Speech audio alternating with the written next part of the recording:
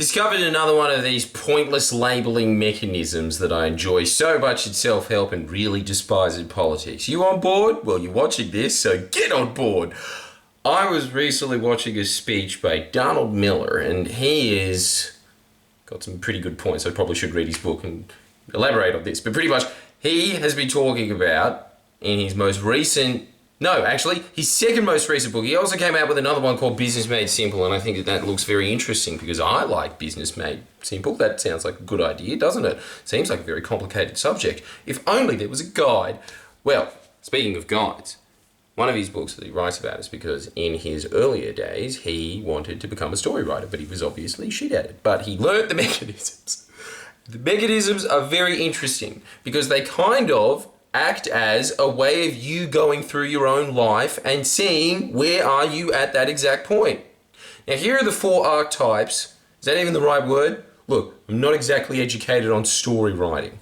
I wish I was. But then again, I also wish that I was a bodybuilder just so I could do this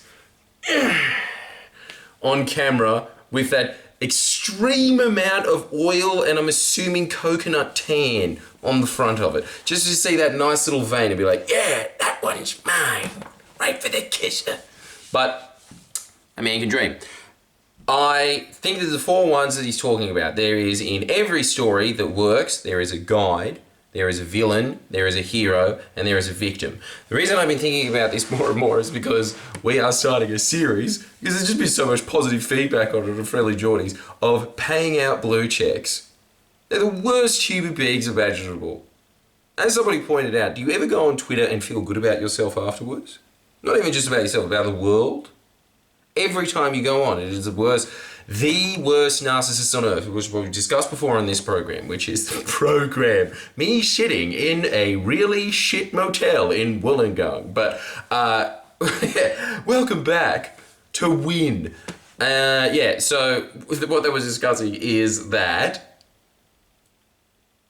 there are 4 different types, but when it comes to Twitter, really, I really think that it is just 2 types. It's just, they turn everybody into a villain. Everybody gets their 15 minutes of, pylons, no. How about you get off? No, I can't. I didn't know that there's an outside reality outside my phone. So there's those. And then there are victims. And that's pretty much everyone on Twitter. If you read everything that they write, everything that a blue check ever does is, I'm oppressed because of this reason. You went to a pretty elite private school, dude, and you got a job purely out of nepotism. I don't know how you're that oppressed. No, you don't understand. I'll find something, don't you worry. I always find something, the usual check marks of, I've got a different skin color, different gender, different sexual orientation. Those are the usual ones. That's just flavor of the month at the moment. You can have other types of victim complexes throughout life because, I don't know, I get it. It's because I'm Catholic in a predominantly Protestant community. No. But they're always talking about that. Now, those are the 4 roles. Out of those, it's really, really interesting. I would have never guessed it. But you don't want to spend as much time as possible in these 2 roles, villain and victim. If the world perceives you as either a villain or a victim, for a while, they will feel sorry for you. That is why it is very attractive for people to go into the victim mode, because it's the easiest way to get attention. But that's what's so bad about Twitter, because it is just hyperinflated victim complex. You are rewarded instantly for, I feel bad because of this reason today. And then you are on a platform where I think that the only outcome is that you feel worse. But they are put on there and they are touting what they've got in terms of why you should feel sorry for them today. And as a result of that, they are getting rewarded for their victim behavior constantly. In real life, if you are constantly displaying the features of a victim, eventually people start moving away from you because they think, well, I've got my own life to deal with. I've got my own problems. I'm sorry. I've given you a couple of handouts. You didn't take them. You just slapped them away. I went, no, you have to hug me. Oh, you hugged me now. Now you have to give me a kiss. Imagine convincing someone to have sex on the victim game. I've got an erection. What do I do? So unattractive, isn't it? Now, you would think, honestly, that the best way to go through life is to be the hero. That's what you think, isn't it? And it kind of depends for the circumstances. But what he said is the one to aim for is the guide. What you want to be is the person telling the hero, look here, young Padawan, you can catch a fly with chopsticks. Do you want to eat it? Because I will. Good source of protein. You want to be that guy. You don't want to be the hero. But obviously being a hero is better than being a villain or a victim. But the reason that you want to be the guide is because people are looking for direction in life. Like this channel. Make sure that you sign up to my Patreon. They are looking for direction in life. And if you are a guide in whatever you're doing, I'm guessing that is just pretty much you saying that I am a specialist in this field. And if you're a specialist in this field, then you can charge whatever you want in life because you're the only one that's got the goods. That's what they're really talking about with a guide. Another example of that, I suppose, is when you go to a mechanic. That mechanic is the guide at that moment. You're, I guess, the hero. Do you see who's got more power in that situation? The guy going, broken carburetor, is it? Probably could get one second hand. Yeah, it's a Toyota. It'd be pretty easy to get something for a Toyota, wouldn't it? Wouldn't it make me Toyota? That guy is the one that is commanding the situation. And also, he is the one that is obviously charging the money. The hero is the one sitting there. I can either hero or victim, I suppose. Depends on what it is. But like, I suppose in most instances they'll be like, yeah, I just need to get on my journey of getting rid of this Horcrux curse. So if you could just fix my flying car, that'd be great. So there's that, but there also is the victim of the person. I don't know what to do, right? Those two people could be in that situation. The difference between a villain and a hero, this is just a nice little guide, if you will.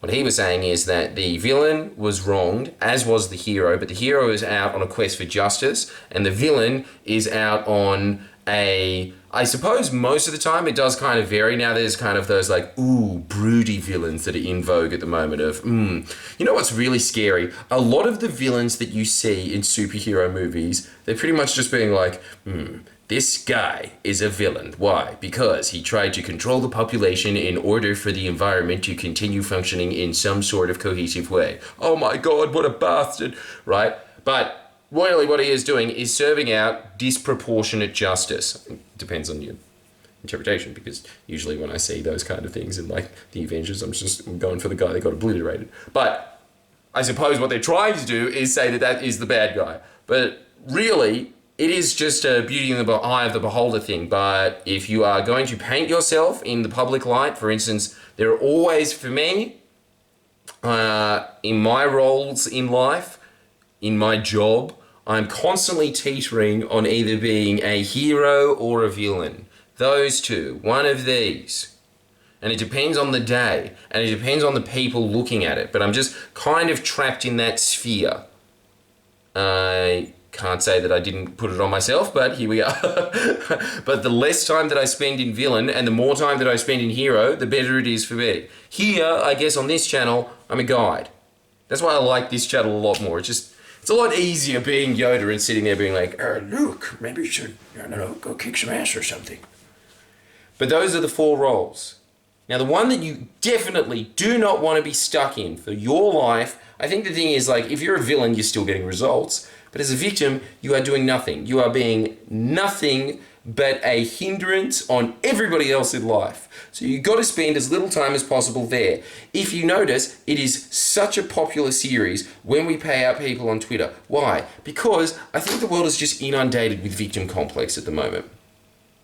Our generation specifically has, and I don't know how this happened, been engineered to be a victim and to think that being a victim is cool. I don't know what's going on with Gen Z. It might be a different story, but ours, that's what's going down. And I don't agree with that. I think that that is a horrible position to be in and to encourage people to be in. That is the underlying message of everything that the ABC pumps out, for instance. Always is like, oh, why have you been wronged? Oh no, boodoo, diddums. Rewarding people for sitting there and being incapacitated, just being a drain. And I think that that is kind of what's happening in the culture wars now, I suppose, is that there is that constant thing of just people that are victims taking one mantle of politics, and people that just like being the villain and taking down them being the other mantle of politics. You know, in the culture wars, I suppose, is sort of somehow inexplicably linked to politics. But that's really what's happening there. And I think that it is probably a good idea for you to take stock at the moment. How much are you complaining about your circumstances? How much are you seeking guidance? How much are you giving guidance? How much are you just putting out this scorched earth policy? Because I can bloody well tell you, when I thought about it in those terms, I thought, yeah, I am a villain a lot of the time. A lot of the time I'm always just like, okay, you poked me, all right, time to burn your entire village and kill all your livestock. That's really my approach to life. Really got to think about that, but I think that I naturally move towards that tendency. What I noticed, and what was really interesting when you look at it, is that men usually have the tendency to either be a hero or a villain in their life.